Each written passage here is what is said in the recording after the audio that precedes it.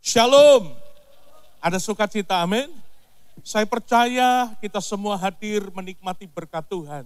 Terima kasih buat tim Praise and Worship yang membawa kita boleh masuk menyembah Tuhan.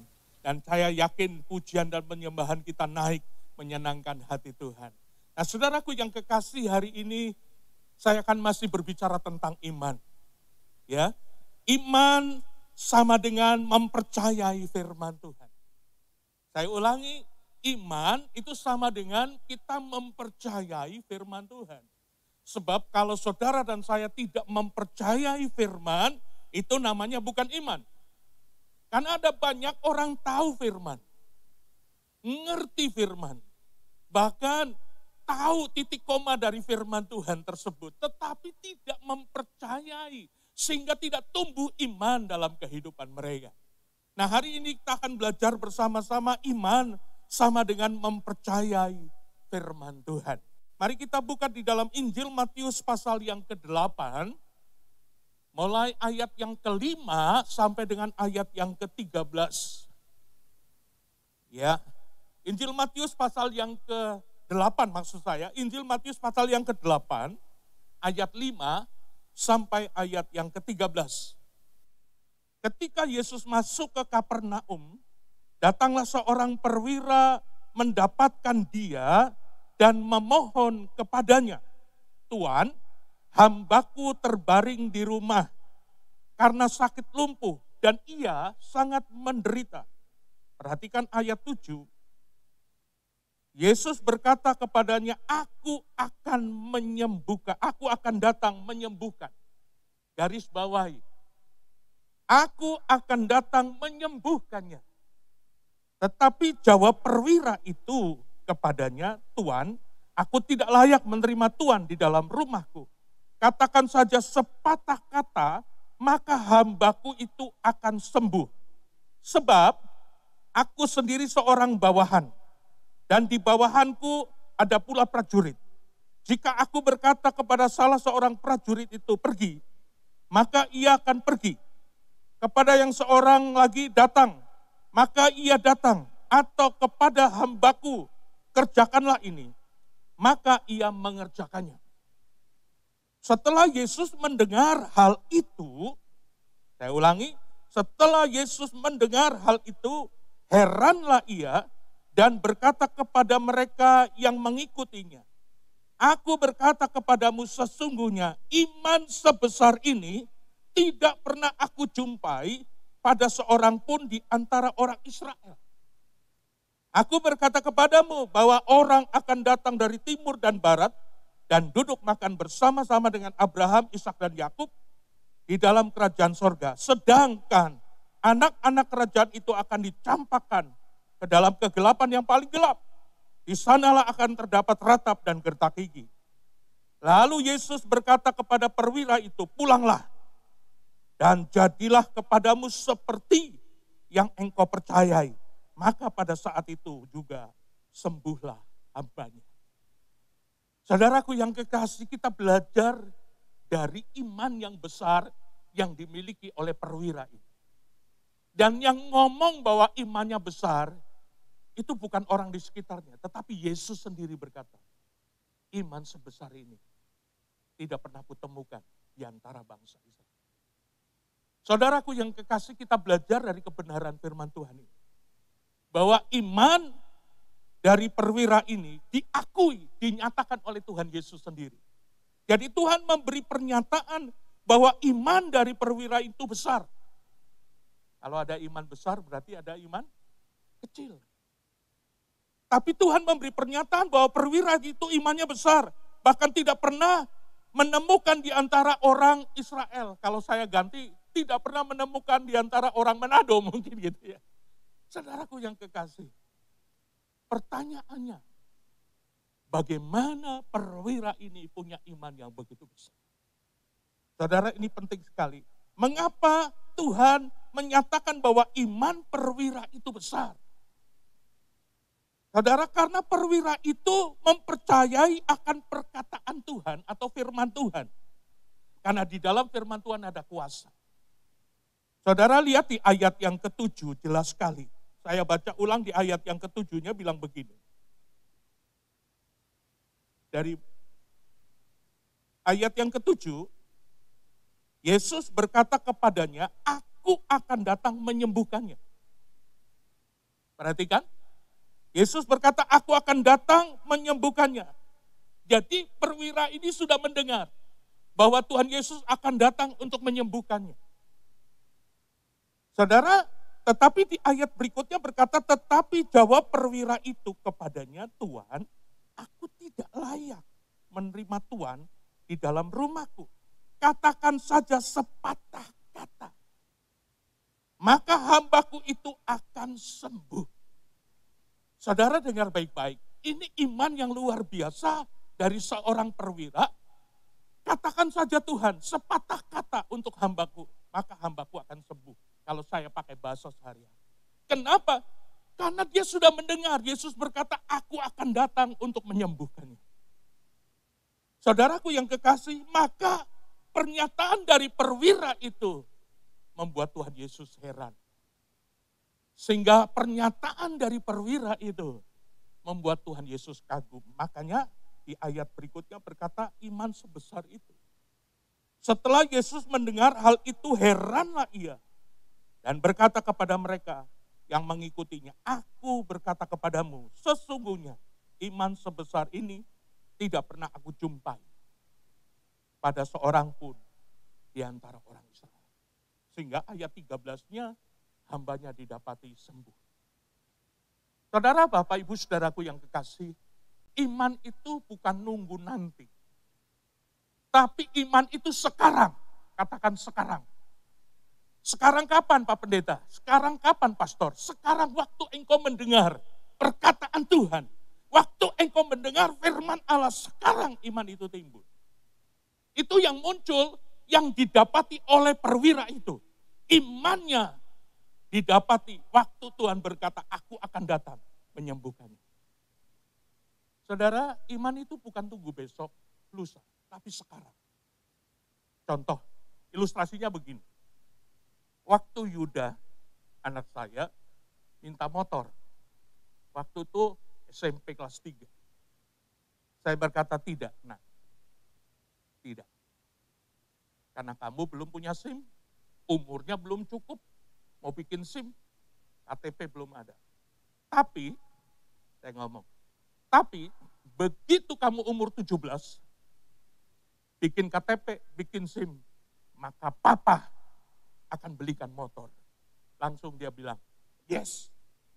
Yes-nya tidak nunggu nanti umur 17. Ngerti ya?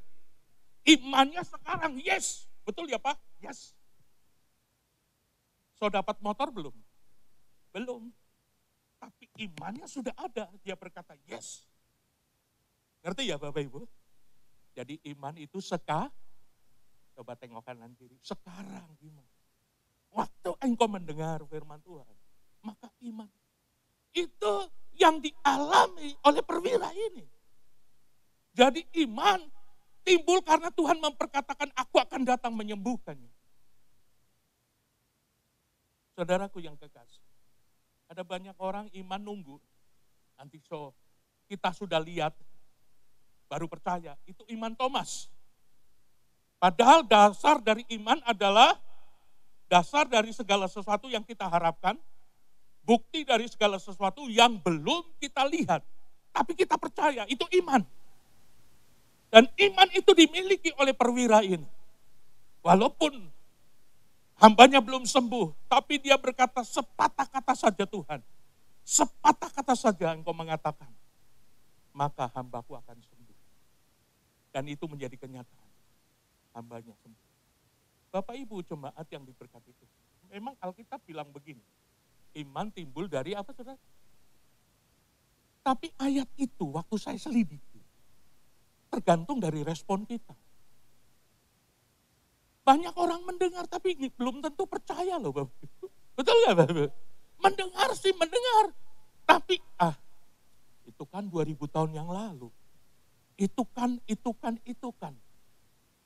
Tapi perwira ini tidak mendengar, aku akan datang menyembuhkan. Makanya dia berkata, Tuhan gak usah datang ke rumahku, aku tidak layak menerima engkau. Sepatah kata saja engkau ucapkan, maka hambaku sembuh. Maka Tuhan berkata, iman sebesar ini belum pernah aku dapati di antara bangsa Israel. Bapak Ibu, iman itu sekarang waktu engkau mendengar. Coba kita lihat di dalam kebenaran. Karena ayat ini seringkali menjadi klaim bahwa iman timbul dari pendengaran akan firman Tuhan. Saya percaya. Tapi ternyata ayat ini ada terusannya Bapak Ibu. Tergantung responnya. Coba kita baca di dalam Roma pasal 10. Ayatnya 16 mulai. Tetapi tidak semua orang telah menerima kabar baik itu. Yesaya sendiri berkata, Tuhan, siapakah yang percaya kepada pemberitaan kami? Jadi iman timbul dari pendengaran dan pendengaran akan firman Kristus. Tetapi aku bertanya, adakah mereka mendengarnya? Memang mereka telah mendengarnya, suara mereka sampai ke seluruh dunia. Dan perkataan mereka sampai ke ujung bumi. Tetapi, perhatikan, aku bertanya, adakah Israel menanggapinya? Ngerti ya Bapak Ibu? Karena pada zaman Nabi Yesaya itu, bangsa Israel kepala batu. Mendengar, tapi tidak mendengar. Makanya saya pernah khotbah itu. Mendengar, tapi tidak mendengar. Nah ayat ini muncul, iman timbul dari pendengaran akan firman Allah, tergantung dari respon, tanggapan dari bangsa Israel. Karena kalau saudara baca di dalam Yesaya, coba kita lihat berikutnya, bahwa tidak semua orang yang mendengar itu mendengar. Mendengar tetapi tidak mendengar. Yesaya 42. Ayat ini sungguh-sungguh mari kita renungkan baik-baik. Engkau melihat banyak tetapi tidak memperhatikan. Engkau memasang apa? Pasang telinga berarti dengar atau nyanda? Dengar, pasang telinga kok. Makanya bilang, oh mengerti kok. Pak Pendeta belum ngomong, kita so tahu. Ayat ini berkata, engkau memasang telinga tetapi tidak mendengar. Itu persoalannya. Sehingga tidak tumbuh iman. Karena memang iman timbul dari pendengaran akan firman Tuhan yang kita responi, yang kita tanggapi, yang kita percayai akan tumbuh iman dalam hidup kita. Perwira ini tumbuh imannya. Kenapa? Karena perkataan yang keluar dari mulut Tuhan. Aku akan datang, akan menyembuhkan. Sehingga dia berkata, Tuhan gak usah datang ke rumah. Aku rasa tidak layak menerima engkau di rumah. Perkatakanlah satu kata saja. Bahasa hari-hari. Ngomong jo satu kata Tuhan. Maka hambaku akan sembuh. Maka Tuhan tertarik luar biasa. Tuhan berkata imanmu besar. Aku tidak pernah menemukan iman sebesar ini di antara bangsa Israel. Saudara, waktu saya baca ayat itu lalu kalau saya gambarkan, aku tidak pernah menemukan iman sebesar ini di antara orang Manado. Saya jadi agak sedikit gimana gitu ya.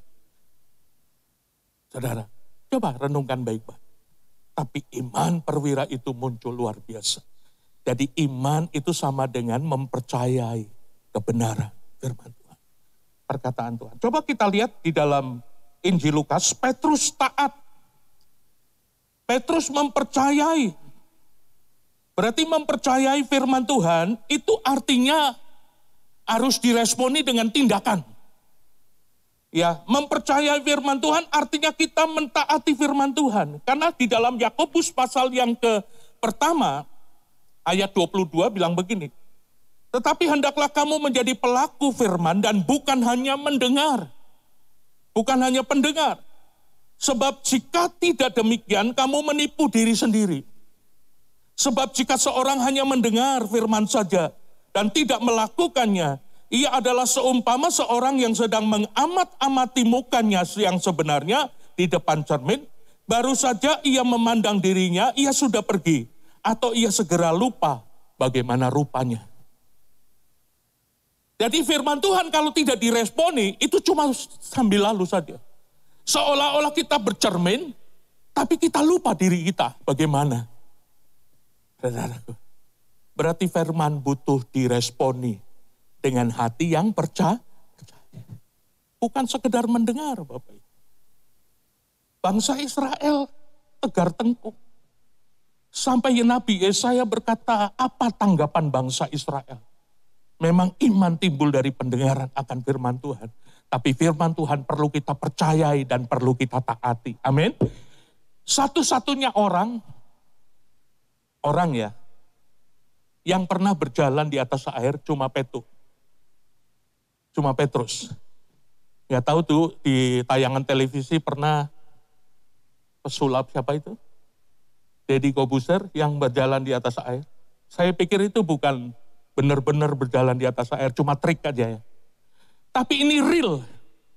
Ini nyata bahwa Petrus pernah berjalan di atas air. Saudara, dan itu satu-satunya manusia di dunia yang bisa berjalan di atas air. Coba kita baca di dalam Injil Lukas.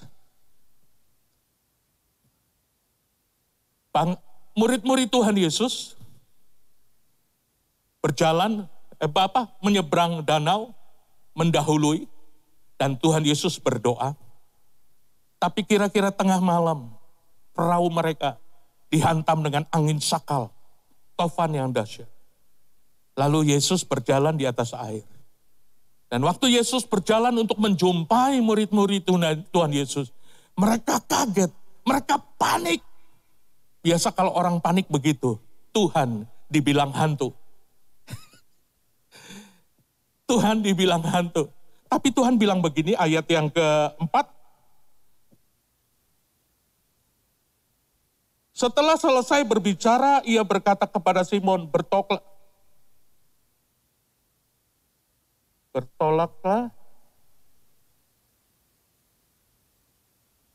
Oh sorry. Ini Petrus yang percaya akan perkataan Tuhan. Sorry banget.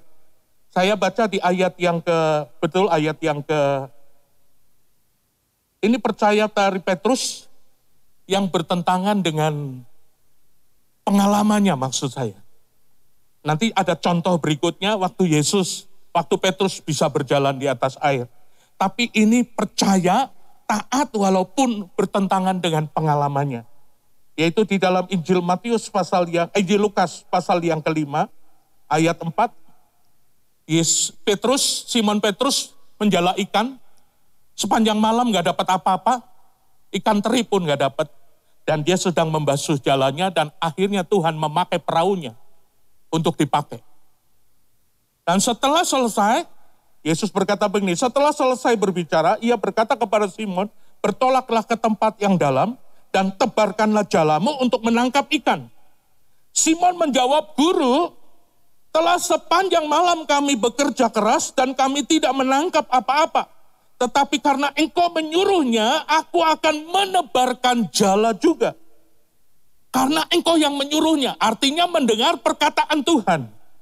Dan setelah mereka melakukannya, mereka menangkap sejumlah besar ikan, sehingga jala mereka mulai koyak. Saudara, luar biasa. Jadi perkataan Tuhan berkata dengan jelas untuk Simon Petrus menebarkan jala. Walaupun Petrus berargumentasi sepanjang malam, kita menangkap ikan gak dapat apa-apa. Tetapi karena engkau yang menyuruhnya, saudara, karena engkau yang menyuruhnya, aku akan menebarkan jala. Artinya Petrus taat. Ketaatan Petrus melawan pengalamannya. Pengalamannya hebat Petrus. Sepanjang malam dia gak dapat apa-apa, kok ini tengah hari tua saya harus menebarkan jala. Tapi dia taat. Merespon perkataan Tuhan dengan ketaatan. Maka dampaknya hebat. Menangkap ikan begitu besar. Amin Bapak Ibu. Nah contoh berikutnya adalah Abraham. Coba kita lihat di dalam Roma pasal yang keempat. Roma pasal yang keempat ayat yang ke-18 sampai ayat 20. Sebab sekalipun tidak ada dasar Sebab sekalipun tidak ada dasar untuk berharap, namun Abraham berharap juga. Saudara, kenapa firman Tuhan berkata, tidak ada dasar untuk berharap? Karena Abraham umurnya sudah 100 tahun, Tante Sarah rahimnya so tertutup. Tidak ada dasar untuk berharap, tapi Abraham berharap. Ya, sebab sekalipun tidak ada dasar untuk berharap, namun Abraham berharap juga dan percaya bahwa ia akan menjadi bapak banyak bangsa, menurut yang telah difirmankan. Demikian banyaknya nanti keturunanmu. Imannya tidak menjadi lemah, walaupun, ini yang saya jawab sama Pastor Stephen. Pastor Stephen tanya, apakah kalau kita punya iman, tidak perlu kita meninggalkan pikiran dan akal kita? Menurut pendapat Pap apa? Jawaban saya begini, Abraham menselaraskan pikiran dan akalnya kepada janji Tuhan, yaitu firman Tuhan. Bukan berarti kita tidak boleh pakai akal, pikiran. Tapi menyelaraskan akal dan pikiran kita kepada firman. Ada kata walaupun di sini. Imannya tidak menjadi lemah walaupun ia mengetahui. Mengetahui pakai apa? Ya betul ya, pakai firman, pakai pikiran. Kadangkala akal pikiran kita perlu diselaraskan dengan kebenaran firman Tuhan. Kenapa saudaraku pikiran kita, akal kita harus menyelaraskan dengan firman Tuhan? Karena kadangkala seolah-olah tidak masuk logika. Betul nggak? Nah ini kan Abraham umurnya 100. Sarah rahimnya sudah tertutup. Istilah pabrik, so tutup tuh pabrik. Tetapi di sini katakan imannya tidak menjadi lemah. Imannya tidak menjadi lemah walaupun ia mengetahui bahwa tubuhnya sudah sangat lemah. Karena usianya telah kira-kira 100 tahun dan bahwa rahim Sarah telah tertutup. Oh, tetapi terhadap janji Allah ia tidak bimbang. Karena ketidakpercayaan malah ia diperkuat dalam imannya dan ia memuliakan Allah. Amin Bapak Ibu. Maka hebat, tergenaplah firman Tuhan. Dia menjadi bapa segala orang percaya. Keturunannya seperti bintang di langit dan seperti pasir di tepi pantai. Amin Bapak Ibu. Itu luar biasa. Tidak ada dasar untuk berharap, tapi dia berharap. Tidak ada dasar untuk percaya. Kenapa? Karena usianya udah 100 tahun. Dan rahim Sarah sudah tertutup. Walaupun ia mengetahuinya. Berarti secara akal sehatnya Abraham tahu bahwa tidak mungkin. Tetapi dia menyelaraskan akal dan pikirannya kepada janji Tuhan. Mempercayai kebenaran. Contoh berikutnya tadi. Satu-satunya orang yang berjalan di atas air adalah Petrus. Tolong pemain musik lebih. Perhatikan di ayat berikutnya. Petrus berjalan di atas air waktu dia percaya perkataan Tuhan. Tetapi segera Yesus berkata kepada mereka, tenanglah, aku ini. Karena mereka sedang panik menghadapi badai, angin sakal. Lalu Petrus berseru dan menjawab dia, Tuhan, apabila engkau itu suruhlah aku datang kepadamu berjalan di atas air. Kata Yesus, datang Jo. Mari Jodang, bahasa Manado. Mari datang. Kata Yesus, datanglah. Maka Petrus turun dari perahu dan berjalan di atas air mendapat Yesus. Saya katakan satu-satunya orang yang pernah berjalan di atas air adalah Petrus. Waktu dia melihat Tuhan Yesus berjalan di atas air, mereka panik. Tapi Tuhan berkata, tenanglah, aku ini. Lalu Petrus berkata begini, kalau engkau, benar engkau, suruh aku berjalan di atas air. Lalu Tuhan berkata, datanglah. Saudara, Petrus popo-popo, sondak lagi ada angin sakal, sondak peduli lagi. Pasti kalau saya di air pasti tenggelam. Petrus kan tahu saudaraku, dia biasa di air kok. Tapi dia berkata, suruhlah aku datang. Suruhlah aku datang. Lalu Tuhan berkata, mari datanglah. Dan dia melangkahkan kaki, keluar meninggalkan perahu, dan berjalan di atas air, mendapatkan Yesus. Saudaraku yang kekasih, iman itu adalah mempercayai kebenaran firman Tuhan, mentaati kebenaran. Pada waktu Bapak Ibu percaya sungguh kepada kebenaran firman Tuhan, sesungguhnya iman itu sudah ada dalam hidup kita. Tinggal kita bertindak. Karena iman itu sekarang, bukan nunggu besok, bukan nunggu lusa. Saudara tahu Yuda begitu dapat umur 17-nya, Pak, motor, iya, bikin SIM dulu. Bikin KTP, saya temani bikin KTP. Setelah bikin KTP, Pak, masih siang Pak, KTP so ada, boleh jok ke kantor polisi. Wah, kenapa? Karena so menggebu-gebu pengen punya. Oke, langsung saya ke kantor polisi. Di kantor polisi ketemu temen. Kak, mau bikin apa di sini? Yuda ini umur 17 tahun, sudah dapat kartu penduduk, mau bikin SIM. Oh, nanti kita urus. Hari itu keluar SIM-nya. Begitu keluar, langsung dia bilang, Pak, boleh mampir ke dealer. Hari itu, saudaraku, hari itu juga. Oke, mampir ke dealer. Yang di Tikala, ya, Gebi di sana. Gebi kerja. Akhirnya dapat pilih-pilih, dapat keluar hari itu juga motornya. Karena ada Gebi. Ada Gebi di situ. Jadi langsung keluar hari itu. Waduh. Iya, senangnya luar biasa. Tapi waktu dia bilang yes-nya itu pada waktu SMP kelas 3. Waktu saya berkata, nanti umur 17 tahun. Kamu bikin KTP, kamu bikin SIM, Papa belikan motor. Yes! Tapi dapatnya nanti umur 17 tahun. So DP waktu. Amin. Karena waktu Tuhan bukan waktu saudara. Tapi imannya sekarang. Yes. Amin. Ayat yang terakhir.